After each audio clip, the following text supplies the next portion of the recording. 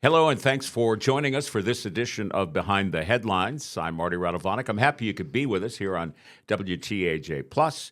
Remember, tell your friends, tell your neighbors, tell your relatives. All they can do, or they can watch this. You need a Roku or a Fire Stick or Apple TV. You just download the app, and we're off and running. And there's a lot of really good programming on here. This particular program we call Behind the Headlines because we like to take maybe stories that have been in the community and expand on them a little bit, get a little deeper dive in a conversation because television news is set up that we try to tell a story in 90 seconds, which is virtually impossible most of the time. So to be able to have a long-form conversation really helps us take a look at what's happening in our community. And today we're going to do that with a young lady who is involved with what's called the Because We Care Foundation. Jessica DiGennaro is with us. Jessica, thanks so much. Thanks for having me. Coming in and taking time out of your day. I'm glad that your homeschooled daughter is happy that you're here today and not there. Yes. So you can tell her I was happy she got the pass. And anytime she needs one, she can reach out to me and I'll call you in to do a little recording. I will tell her. Yeah, I bet you she will call you. Oh, I know. I would. I know if I had the opportunity when I was in school, I would have done the same thing. All right, let's start at the beginning. Because We Care Foundation. Great name. What does it mean? What do you do? So the Because We Care Foundation, we like to provide comfort in crisis situations and also to bring connection with compassion for children in the community. Give me an idea of a crisis situation. So if there is a child that's involved with a police officer, say it's a domestic dispute between the parents. Right. Cops have to go on the call, kids are involved. That enables the officers during that call to provide that child with a bear, provide them with some comfort, distraction. With a physical teddy bear, right? Yes. Okay. Yes. And so how did the teddy bear thing, I don't want to get ahead of us, but when you start talking about providing them with a bear, I mean, it sounds like but where'd that concept come from? How did you get to there? So it all started back in 2015, where my daughters, Autumn and Paige, had wanted to do something good for our police department. The reason that even came about was my oldest daughter, Autumn, had come across a story of a deputy go forth down in Texas that had went to, he was on scene of an accident, left that scene, and then went to go get gas in his vehicle. While he was pumping gas in his vehicle, a perpetrator came up from behind him, shot him up multiple times, and then when he fell down, the perpetrator got over top of him and murdered him. He left behind a wife and 2 kids. And that really just impacted my daughter's heart, that she wanted to do something for, our law enforcement officers to show them, guess what? We're not against you. We're for you. Right. We care about you. So her and her sister decided to take some money that they had saved for our Disney vacation. You were going on a vacation, yes, right? To Disney. And they had saved up some money from doing chores. And they took that money and some of it and went and purchased lunch for each of the shifts at the Altoona Police Department. The following day, after they had dropped off that lunch, we got contacted and they wanted us to bring the girls down so they could have a tour, of the department. And so the girls did. They gave a huge tour of everything, the cars, the holding cells, like everything in the department. We went upstairs where Chief Freeling, her office was, and we walked in and Chief Freeling handed both of my girls a card. So when we opened up those cards, we noticed there was not only signatures by every officer that was on the force, but there was a $100 Disney gift card in each one. And we were just blown away because, we've taught our daughters when you do something good, you do it from your heart, not expecting anything in return. Exactly.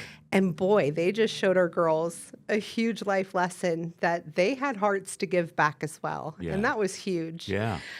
So in talks with Chief Freeling, she had told us that the relationship between the youth and the officers was not good. Sure. So we needed to do, we wanted to think of what we could do in order to help that relationship.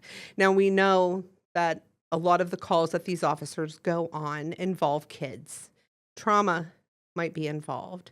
So we came up with the idea with the teddy bears. What better way to comfort a child and hopefully help build a relationship with those officers Who and doesn't kids. love to hug a teddy bear? Yeah, than with the teddy bears. So initially, it only started out, it was only to be for APD, but then word got out As it often and my does. phone started going off. Yeah, I can imagine. And, more departments wanted to be a part of it. So what started out as just bears here 10 years later Mhm. has that one act of kindness has had a ripple effect these last 10 years that has enabled us to include many more programs within the foundation, like I said before, to not only provide comfort in crisis, but connection through compassion. So we have different programs and such that we're able to do both of those things. I love the story of how it originated. But I also know from your background that this is personal in a Yeah. lot of ways. And while it's never easy to talk about it, I know that it's part of your story. It's part of the foundation of Yeah. the foundation.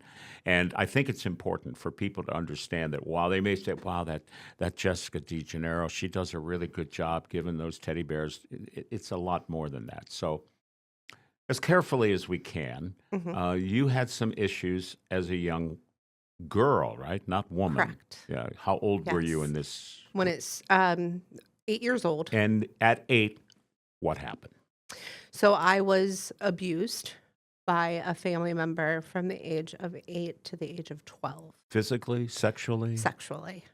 by Yes. by a family member. Yes. And you were 8 Yes. when it started, 12 when it ended. Correct. That's a while ago. Yeah. I long time mean, ago. I don't think it's that long ago because you're Yeah. not that old. But I would have a tough time remembering anything of when I was 8. Of course, I'm a lot older than you are. But can you go back? Is that part of your life cemented within you that it's always there? Or have you found your way to get past it? Or was this a way to get you past that? I think I've healed from that trauma that took place. It took a long time for that healing. But to 4 come. years, did you tell anybody? No, it's a secret that I had kept for quite a while. Was it a secret that your abuser said, you will keep this secret? Because we often hear that. Yes, that was part of it. The other part was just the shame Yeah. and humiliation that Did came anybody along know? with that. Not No, any of your friends? You couldn't talk? No. So you kept Mm-mm. this within you. it did. That had to be horrible. It was. It was very horrible. Keeping that secret inside of me created a lot of turmoil and hate and anger for everybody around me. Sure. For my parents, for God. Like I grew up in a Christian home. That's not something that you would think would happen. God's not supposed to let these kinds of Yeah. things happen. And that's something I held on for a long time. Like if God truly loved me, he never would have allowed that to happen to me. Boy, that was a lie. We all have free will. My abuser did too, and he chose to do something wrong. But from that, okay, hold on. That's okay.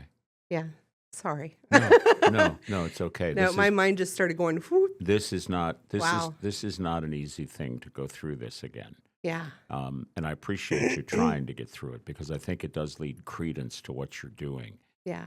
At 8, and because I always say 7 is the age of reason. I never quite understood that. I mean, I don't know too many 7-year-olds that would be classified as being able to figure out everything. Yeah. But at that age, first of all, if it's a family member, in the beginning, you may have thought it was wrong, but then again, it's a family member, so maybe it isn't wrong. And I'm not trying to put words in your mouth. No. But, and not having anybody to talk about it, to Yeah. talk to about it for Well, 4 years. And you got to think too, that was back in the 90s. There was no awareness for sexual abuse. It was something that was just, I never knew of it. It wasn't something that is as No. prevalent as what it is today. And it's still tough to remember. Oh, yes, there's parts of it that is tough to remember. You Absolutely. think you'll ever forget it? Forget it? No. Have I forgiven it? Yes.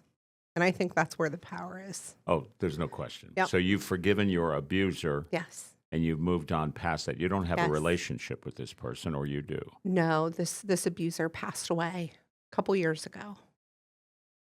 So God took care of that problem. Sorry, that's my No, take on that's this. very true. Yeah. I knew in my heart when the day that I was able to forgive him, I knew that if I never saw justice on this earth, that one day I would have justice when he met his maker. Yeah. So now you take that experience. I mean, you were alone. You had been abused. You probably didn't even know what was going on at the Yeah. time it was going. Because how would you? You were 8. Yeah. So till 12, how did you stay silent for 4 years? Is it just you couldn't talk to people about it? Yeah, I couldn't. Well, then that's got to help you in trying to form what the foundation does, because you're trying to break through, right? Correct. And so help me understand how your personal involvement makes the work of this foundation as meaningful as obviously it is to you. Well, because I know the importance of having that early intervention in Yeah. a child's life after something takes place. You never hear of anything bad coming from something good in that regard. Yeah. So today, you've obviously told this story, Yes. some of it. You're getting ready to tell it to a much larger audience, or you did. I can't remember what the No, dates October 18th. were. Okay, I knew it's Yeah. coming up, Yeah. where you're going to speak to a much larger group Yes. and share this, which is going to take a hell of a lot of courage. Yeah. And I know you, as much as you prepare for that, it's not going to be the same when you stand up in that room. Is You're it? correct. Yeah, and you've probably thought about it. Yes. And you'll do rehearsals and you'll run through. And if you're like me, and I've been in a situation where I've had to share some family, nothing close to what you went through. Yeah. But my mother was an alcoholic and died of alcoholic poisoning, and I had to speak to a group of graduates at a drug treatment center in Johnstown, a Christ-driven, and I had a prepared remarks talking to them about, typical graduation, this is what you should do and take this and all this other stuff. And I threw it all out the window and I started talking about what it might have been to me, what it had meant to me if there had been a program like this particular program at the time my mom was struggling. And I went back and I told very honest stories of what my mom's last few years on earth were like. She always had a coffee mug with her, and of course she was always drinking coffee, and she would buy something called USA whiskey, which I think was like $2 a fifth. So I'm telling this audience, I said, she's drinking rot gut because that's all she can afford. Yeah. She was on food stamps, although she wouldn't use them because those are for the poor people. Mom, you are. But point is, it was an awfully traumatic time in my life, Yeah. And how she died was especially traumatic for me. And I'm trying to tell this story, and I look out and there's people are wiping their eyes and stuff, and I didn't realize I was crying at the moment because you go right into your soul. So that's basically what you've done. Yeah. You've opened a window into your soul, and you're letting people in. Yeah. How do you do that? I think just being honest and authentic and letting people see who I am. Right. Yeah. So would it have meant something to you at the time if someone in authority had given you a teddy bear and talked to you, you think? I'm trying to equate, it's not the same thing. But I think it possibly could have helped build some trust. My relationship with law enforcement back then was not good. I can imagine. Because they're supposed to protect you. You see them on the street all the time and nobody's protecting you. Of course, they didn't know, but still. They didn't know. But like I had said earlier, I was so full of anger and hate that, they were called out to my parents' house because I was a hot mess. And they tried to, I don't want to say maybe de-escalate the situation, but I was just wild. You were acting out. People didn't know the reason why, but you knew it because it was inside of you. I want to make sure we characterize it. Oh, absolutely. You were a bad child, not because you were just responding to what was happening to you. Correct. And you couldn't tell anybody, so you just acted out. I did. I acted out. And you were Yep. not a very friendly person at that time. I was not. Police were called to your house by your parents? Yes. Yeah. And bless my parents' heart, they tried everything that they could in their power to help me without knowing what was going on. Because you couldn't tell them. Correct. So those officers ended up having to take me away in handcuffs. And then I spent some time in juvie. But from there, I had to go to court, and my parents had petitioned the judge to see if she would send me down to a private Christian girls' home in Mississippi. And Missi- that was hard in of itself because she granted that motion. Yeah, it wasn't next door. And there I went. Mississippi by Yeah. yourself. Yes. Yeah. And you're already angry Yeah. and you're already hurting. Yeah. And now they're shipping you down south away from everything you know. Yes. But I will say Yeah. the blessing in disguise was I was able to disclose about my abuse down there. So it was then I had the courage to speak out on what had happened to me. And I'm thankful I did. My parents got that phone call, and my mom said she immediately knew. She said she dropped down to the ground and just cried out to God. She was heartbroken.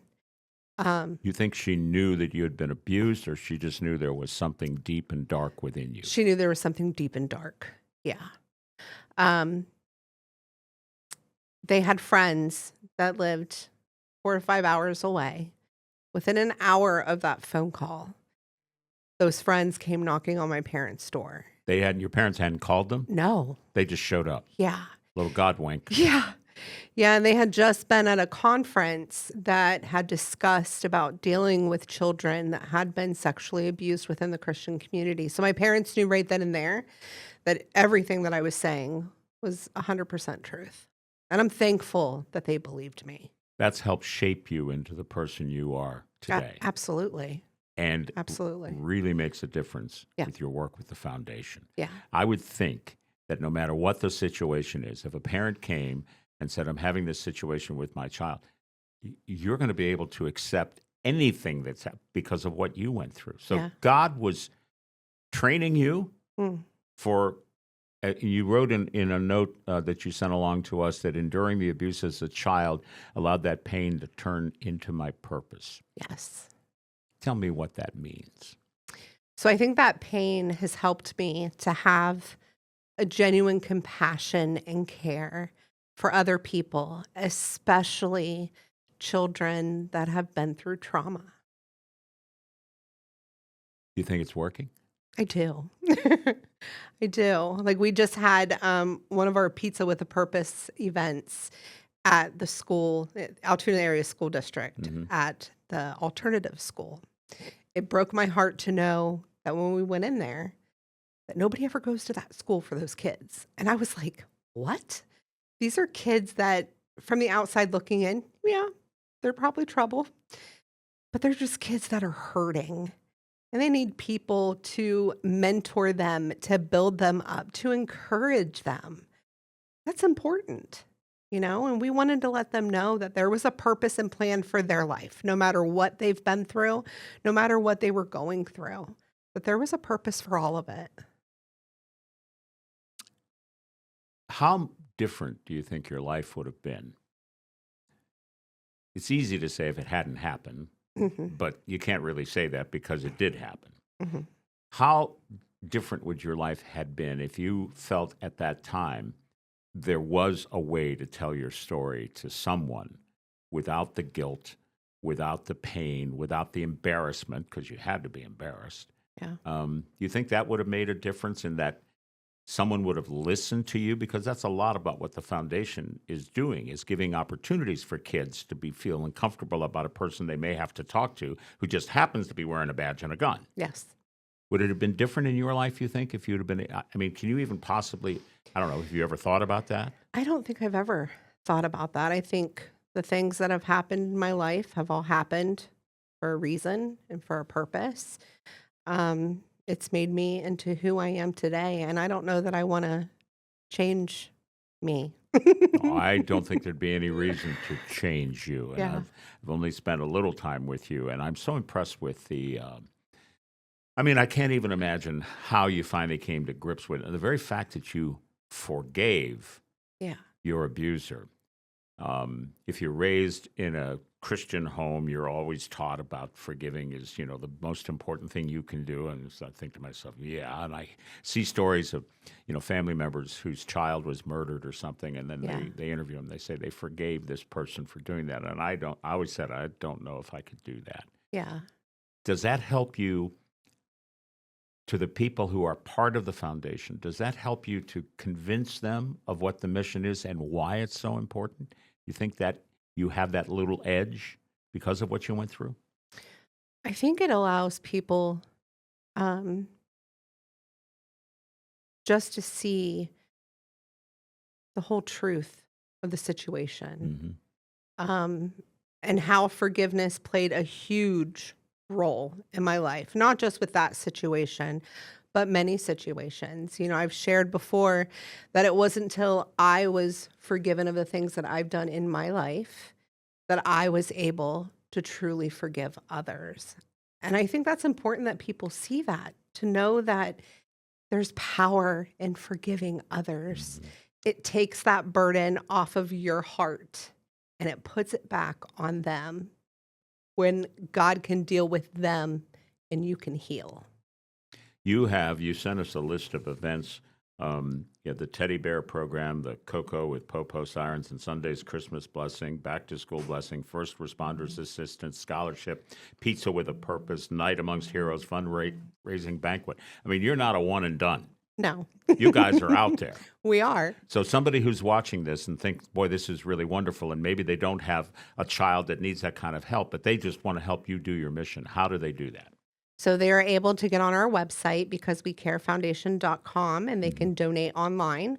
The foundation is under the Central Pennsylvania Community Foundation. That's who administers all of our funds. Right, and they're very good at that.